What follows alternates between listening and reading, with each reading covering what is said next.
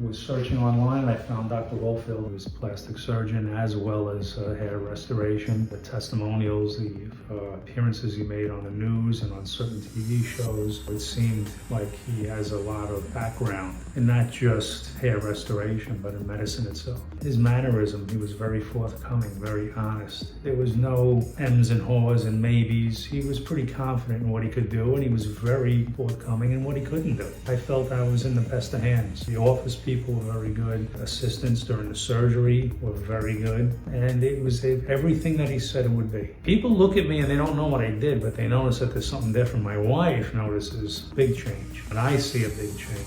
And I didn't really expect to see it that way. I'm very pleased with the results. At the very beginning, you're a little bit shocked, a little bit taken back because you never went through it before. I never did. I feel it looks great. He was very honest within 30 seconds of telling me what an additional procedure would be. Great personality, great bedside manner. 4 kids. I've been around a lot of doctors and myself. I gotta say, he's one of the good guys.